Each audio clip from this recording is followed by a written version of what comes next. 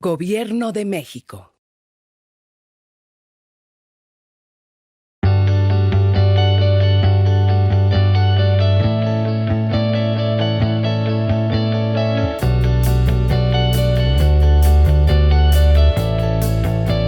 Les saludamos nuevamente en otra charla con la CONAMED, en donde estamos invitando a especialistas en el área de salud que tocan tópicos que son de importancia para la atención a las personas que se acercan a las unidades de atención a solicitar la atención a problemas de salud.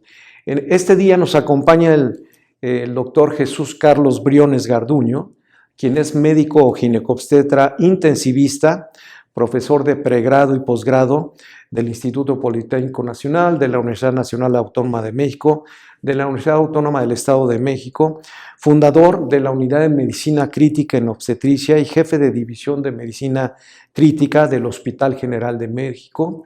Él es académico titular de la Academia Nacional de Medicina y académico emérito de la Academia Mexicana de Cirugía. Asimismo es investigador B por parte de los Institutos Nacionales de Salud de México. El día de hoy el doctor Briones nos acompaña para platicar con él de un tema que es de suma importancia en el consultorio de primer nivel y en las unidades de ginecobstetricia, tanto de segundo nivel como de tercer nivel, y es sobre eclampsia. Los invitamos a que ustedes revisen de manera más amplia este tema en el artículo que escribe el doctor Carlos Briones en el suplemento de la revista CONAMED que se publica en este año 2022. Les agradecemos. Doctor Briones, muchas gracias nuevamente por participar en charlas con la CONAMED. Lo hemos invitado para que nos platique sobre un tema que creemos que es muy importante para la atención de la mujer embarazada y que es un asunto que debería de reducirse su incidencia si el médico general y el médico familiar entran en acción de manera oportuna, ¿no? Estamos hablando de la preeclampsia y de la eclampsia. Entonces, primero, platíquenos, doctor Briones, ¿qué tan frecuente es la preeclampsia y la eclampsia en nuestro país?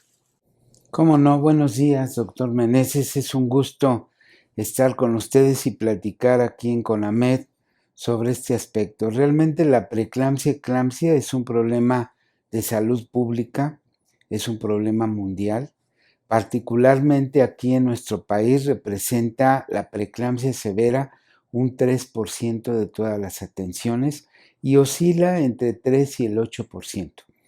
La eclampsia es mucho menos frecuente, pero dada su relevancia por la implicación neurológica que implica, es de vital importancia conocer algunos aspectos. La eclampsia está entre 1 y el 2% de todos los embarazos y requiere una atención multidisciplinaria y expedita. Una mujer embarazada llega al consultorio de un médico general, de un médico familiar, consultorio que puede estar en una unidad de primer nivel de atención, de los consultorios que están en la esquina de nuestra casa. Llega una mujer embarazada. ¿Cuál es la conducta que debe de tener el médico para descartar que haya una preeclampsia, por lo menos, y de allí tener algunas acciones para reducir la presencia de eclampsia, doctor? Sí, por supuesto que el médico general o familiar es el médico de primer contacto. Ustedes, médicos generales familiares, tienen una alta responsabilidad porque deben detectar, tienen contacto con la población general.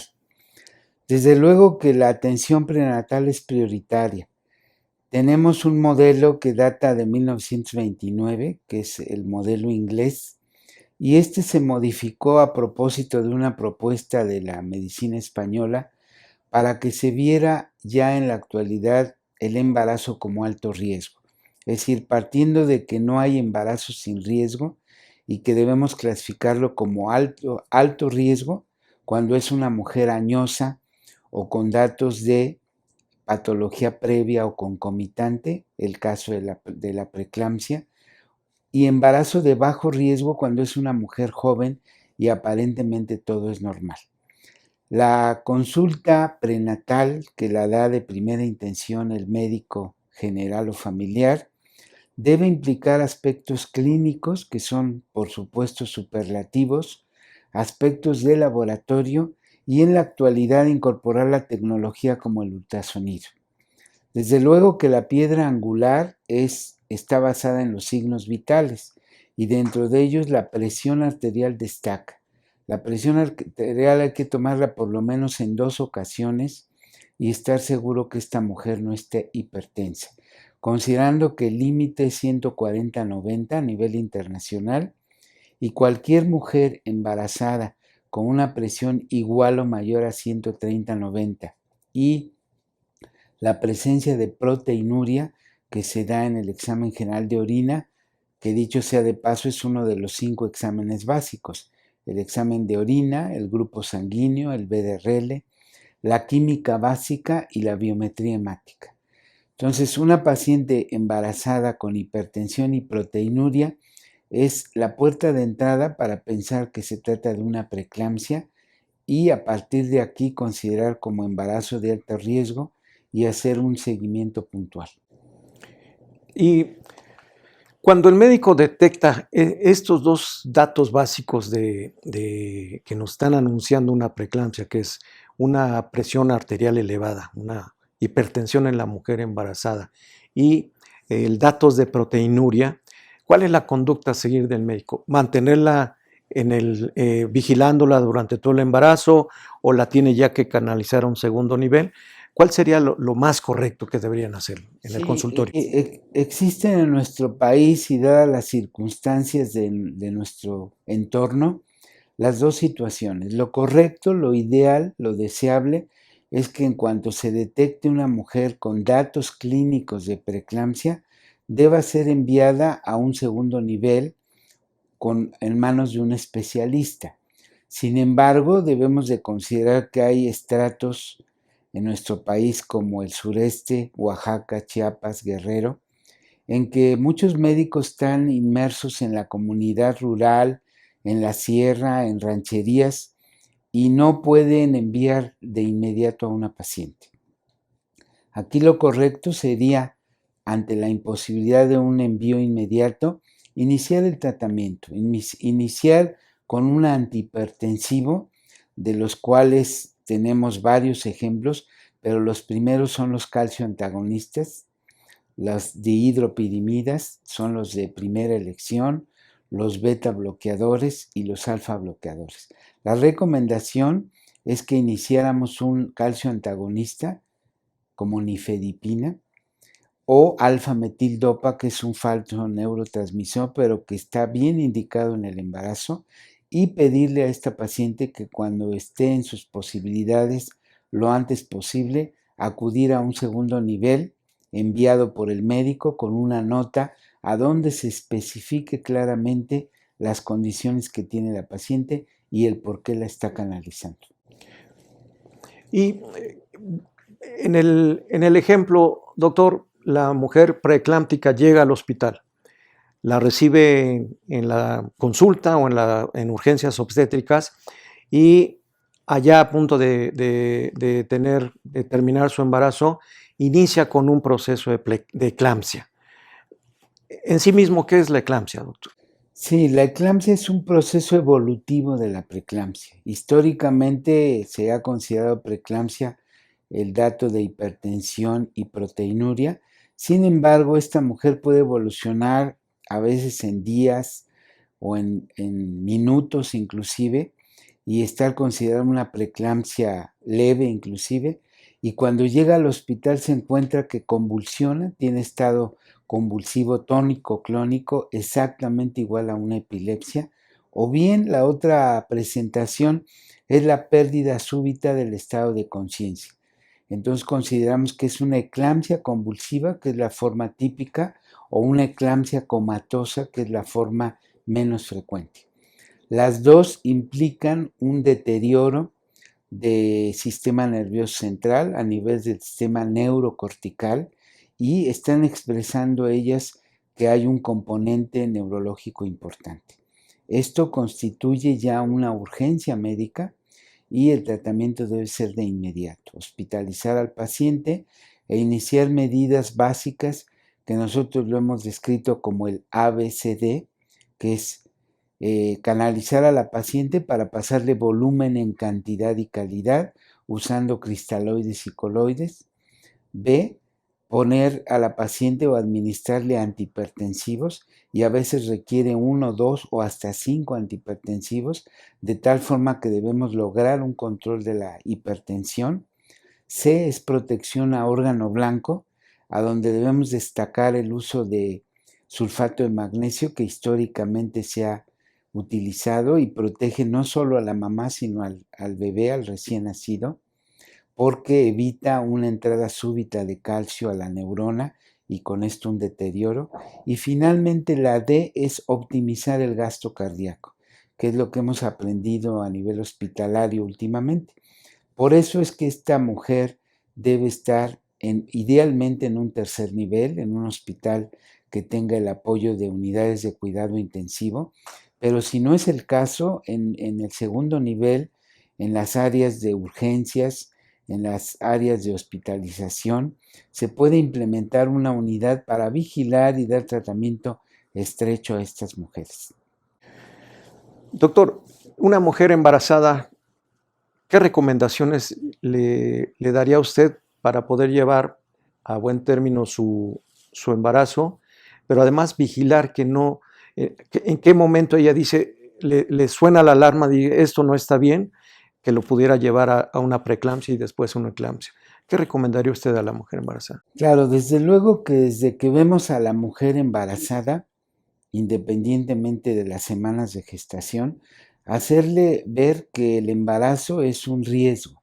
El hecho de que esté embarazada implica un riesgo de poder cursar sin ningún problema y tener un evento obstétrico feliz y favorable, pero también ella debe saber que el riesgo de estar embarazada es que pueda haber una complicación como la preeclampsia. Entonces, hablar de la preeclampsia, que es un cuadro que típicamente se presenta a partir de las 20 semanas, pero que en forma atípica puede presentarse antes de las 20 semanas o en el puerperio inmediato.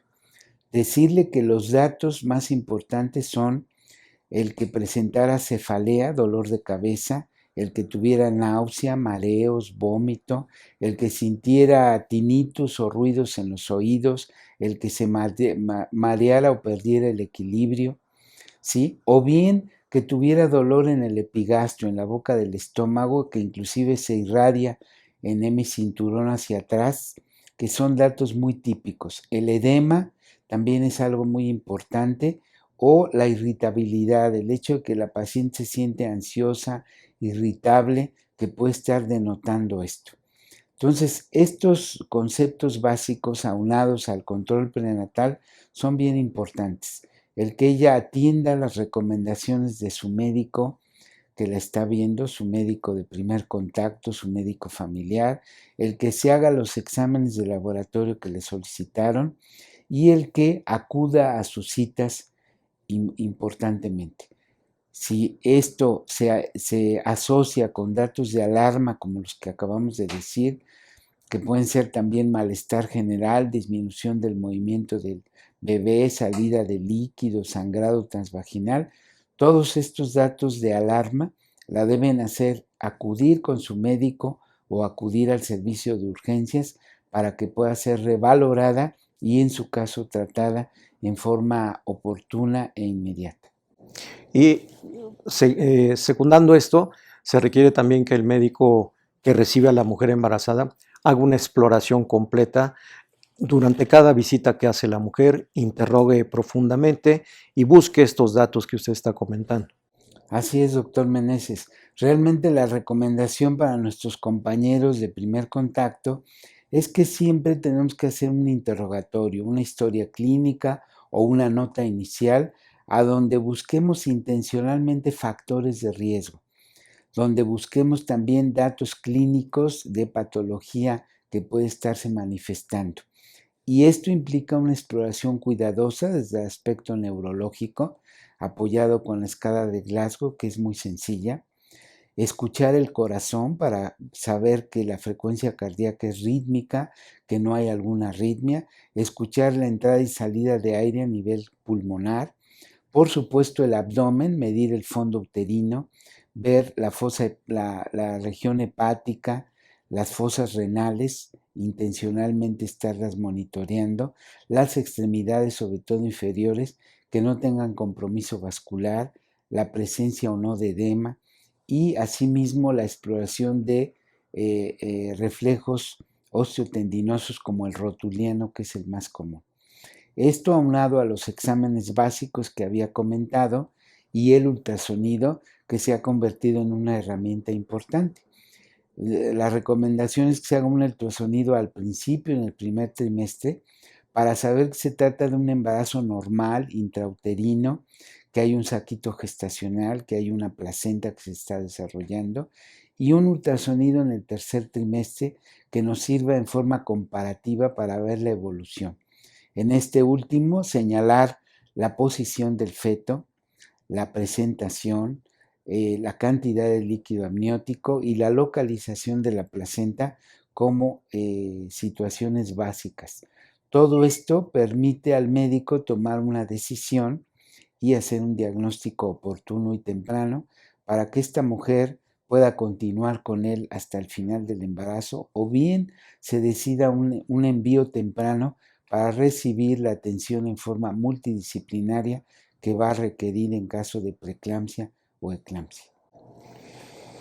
Doctor Briones, le agradecemos su participación, charlas con la CONAMED. Ha sido un tema muy interesante y a nuestra audiencia los invitamos a leer más sobre el tema en un artículo escrito por el doctor Briones y su equipo de trabajo y que está publicado en la revista CONAMED en el suplemento del año 2022. Muchas gracias a todos por su atención y nos vemos en la siguiente charla con la CONAMED. Gracias. Gobierno de México.